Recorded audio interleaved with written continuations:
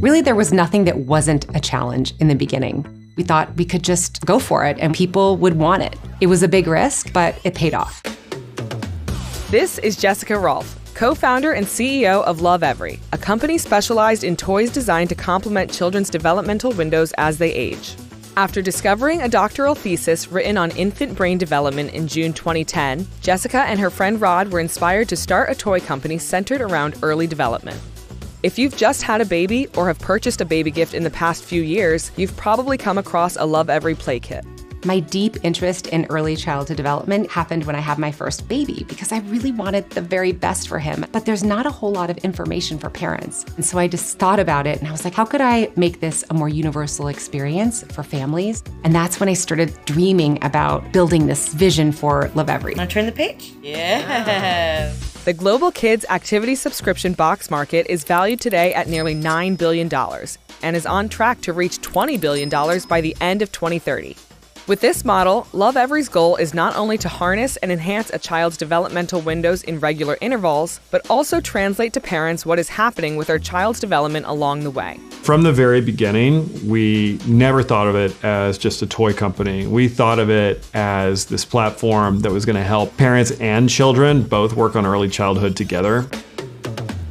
There are 3 numbers to look out for in this story.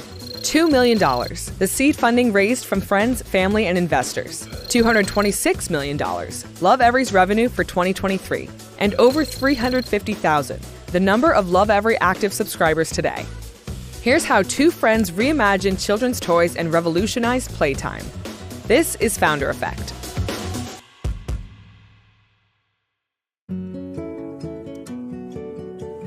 After reading a doctoral thesis and tired with all the plastic, electronic toys dominating the children's market, Jessica chose to carve her own path. I realized that I could do some very simple things that would make a difference in my child's future, and it had nothing to do with those plastic toys. I started making my own toys, discovering all these things in our environment, and realized that I wanted to share this with others.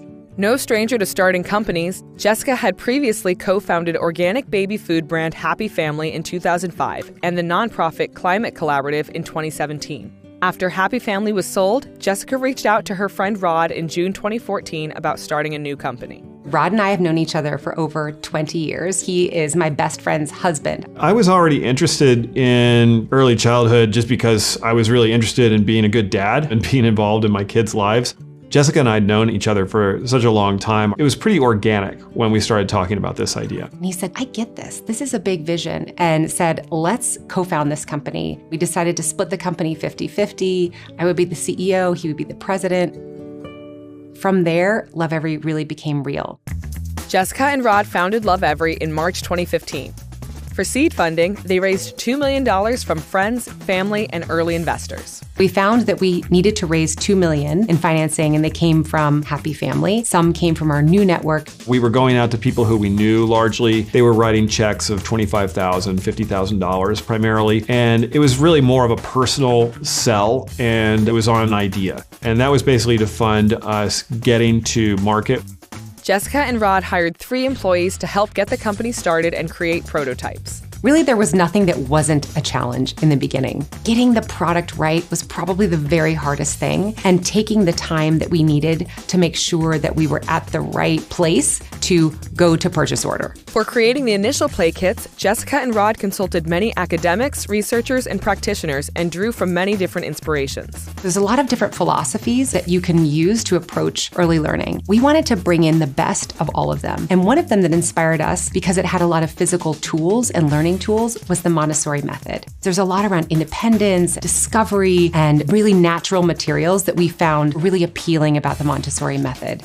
We're looking at the science behind what a child is going to be hungry to learn at any given moment in time around a particular stage that we're focused on. So we started with the play gym. We had a paper version where we were figuring out these flaps that could open and close so you could evolve the stages. And the cost that we got from the factory was $150. We wanted to retail for something like $100.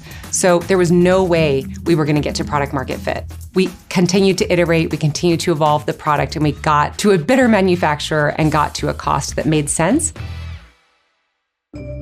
In November 2017, after 17 months in development, Loveverys officially launched its first product, the Play Gym, retailing for $140. That was triple the price of the most expensive play gym on the market at the time. With all of this value, we thought we could just go for it, and we thought people would want it. It was a big risk, but it paid off. It was one product, we had to get it right. In July 2018, 9 months after launching the Play Gym, Lovevery started its direct-to-consumer early learning program. A stage-based subscription service, this included 6 play kits costing $80 each and delivery every 2 months for the first year of the child's life. And we really had one key question. Are families willing to invest a little bit more time and a little bit more intention into these early years? And what we found is that everyone wanted the very best for their families. And so we discovered this universal truth, and we felt like we were really onto something. The first day that we launched the Play Kits, we got 112 customers. It was so amazing. I remember seeing those customers coming through. I wanted to know more about their families. It was just such an exciting day. By the end of 2018, Lovevery brought in nearly $7 million in annual revenue.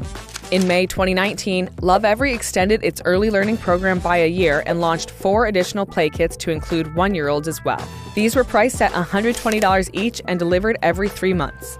Since then, 4 play kits each for 2, 3, and 4-year-olds have also been released, also at $120. This brought the total number of play kits sold by Lovevery up to 22, covering the first 5 years of a child's life.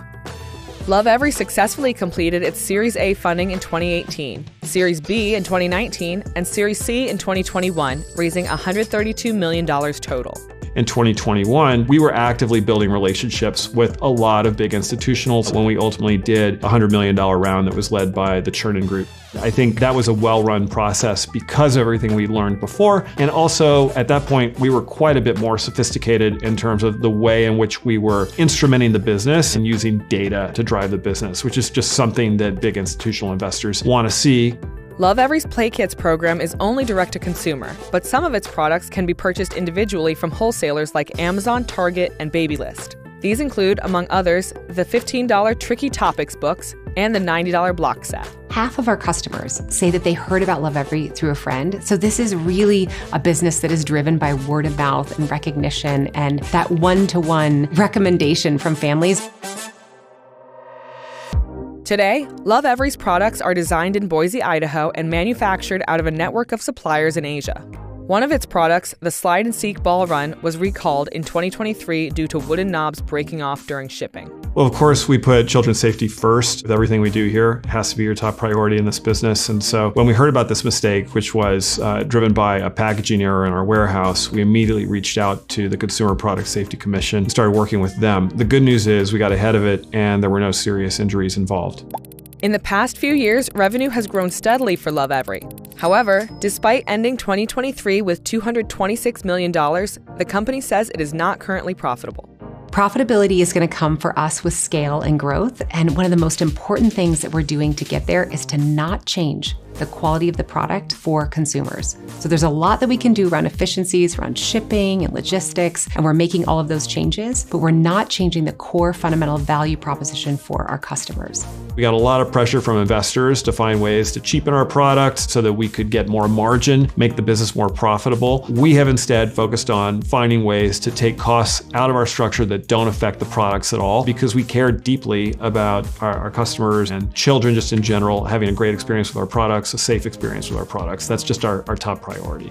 In July 2024, Lovevery launched its Reading Skill Set, a 3-part phonics-based learning program. Sold individually for $155 each or $420 as a set, it is intended to motivate elementary-age children to read through elements of play.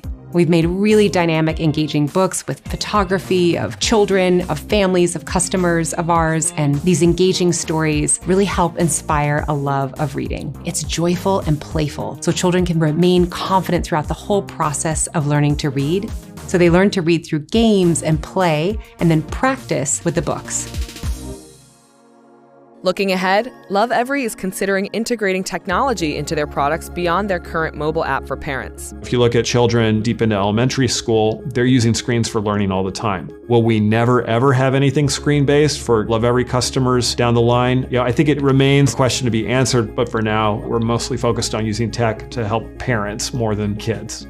Today, Lovevery has over 350,000 subscribers across 34 markets worldwide. As the company expands, it will continue to focus on parents and each child's development. We can't hurry the process. We need to be as thoughtful and obsessive as we need to be to have things that people are going to love and that children are not going to get tired of playing with. We really tune into this world of the child and help parents have a whole new window into what their child is capable of. And that's amazing for parents to see.